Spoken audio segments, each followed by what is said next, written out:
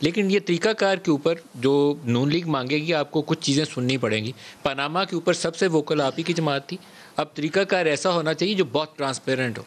دیکھیں مل صاحب, بنیادی طور پہ پنڈورا پیپرز میں آپ ماشاءاللہ بڑا زبردست انویسٹیگیٹو جرنلزم کرتے ہیں, اور میں سمجھتا ہوں اگر اس کے اندر واقعی ہی کوئی سالڈ کنکریٹ کانٹینٹ ہوتا تو بڑے ابھی تک اٹھ گیا ہونا تھا کام. اس کے اندر ایسا ہے کچھ نہیں. وہ وجہ یہ ہے کہ جن 2-4 لوگوں کے نام یہ لے رہے ہیں, آئے بھی ہیں, زیادہ تر کا کلیم یہ ہے کہ یہ ڈکلیئرڈ ہے, تو وہ تو دودھ کا دودھ پانی کا پانی ہو جائے گا, بالکل اوپن اینڈ شٹ معاملہ. لیکن جو چیز میں پاکستانیوں کے سامنے رکھنا چاہتا ہوں وہ یہ ہے, پاناما پیپرز آیا, اس وقت کا وزیر اعظم تھے میاں نواز شریف, لاک ڈاؤن پاکستانیوں دھرنے تک بات چلی گئی, پھر جا کر کمیشن بنے اور وہ تحقیقات شروع ہوئی. اس ملک میں جب پنڈورا پیپرز آئے ہیں, اور الحمدللہ میرا لیڈر, میرا وزیر اعظم عمران خان, نہ کوئی دھرنا ہوا ہے نہ کوئی لاک ڈاؤن ہوا ہے, ود ان فیو آورس شاید 2-3 گھنٹے کے اندر اناؤنس کیا, ویلکم کیا, 700 کے 700 پاکستانی انویسٹیگیٹ ہوں گے, شفاف طریقے سے ہوں گے, اور سیل کیمپ کر دیا.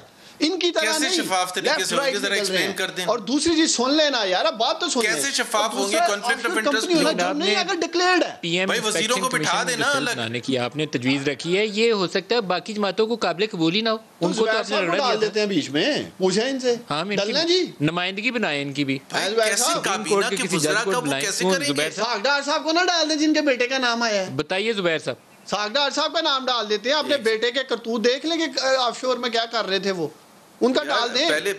وہ میاں صاحب کے سامنے لائیں, بتائیں تو صحیح نا, کسی جگہ کھڑے ہو جائیں. ایک تو مینڈک تولے جا سکتے ہیں, یہ نہیں تول سکتے نون لیگ والے, حالانکہ مینڈک بھی اچھل کود کرتے ہیں بڑے لیفٹ رائٹ. لیکن بھائی میں اس کا جواب دے دیتا ہوں, زبیر صاحب آپ بولنا بند کریں گے تو میں اسحاق ڈار کے بیٹے کا جواب دے دوں گا, آپ ڈونٹ وری اباؤٹ اٹ. پہلی بات تو یہ ہے کہ انصاف کے تقاضوں میں جو ایک بنیادی چیز ہوتی ہے, جس کی جو سب سے زیادہ تبلیغ کی تھی کنفلکٹ آف انٹرسٹ, وہ عمران خان صاحب نے کی تھی. آپ کوئی مہذب ملک ہو, بلکہ انہوں نے, ان کی ٹویٹس ہیں کہ ابھی صرف یہ آیا تھا کہ آف شور کمپنیاں, سویڈن کے وزیر نے ریزائن کر دیا تھا, فلانے وزیر نے ریزائن کر دیا تھا, صرف آیا تھا کہ آف شور کمپنی ہیں. اب یہاں انویسٹیگیشن ہو رہی ہے, انویسٹیگیشن کر رہا ہے ایف بی آر رپورٹ کرتے ہیں شوکت ترین کو, شوکت ترین کا نام ہے اس میں.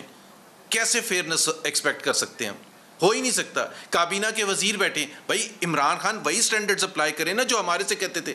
سارے وزیروں کو کہیں کہ جب تک کلیئر ہوں گے تو پھر آ جائیں گے. دوسری چیز یہ ہے, میں ندیم ایک چیز یہ بڑا گھماتے ہیں, اگر فائنینس جو سمجھتا ہے, ٹیکس لا سمجھتا ہے, اس کو پتہ ہے.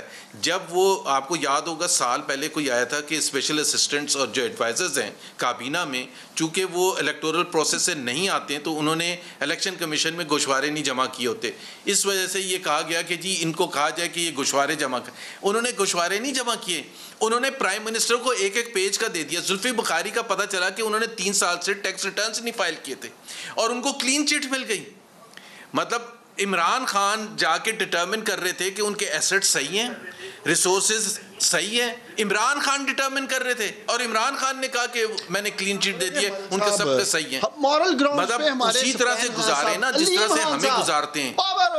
زلفی بخاری نام آئے الگ ہو گئے, کوئی ایک یہ بتا دیں, کوئی ایک ماضی میں ان کا کوئی الگ ہوا ہے جس کو بھائی میں زلفی بخاری کا وہ ایگزامپل دے رہا ہوں کہ ٹیکس ریٹرن نہیں فائل کیا تھا, پوچھ لیں ابھی ان سے.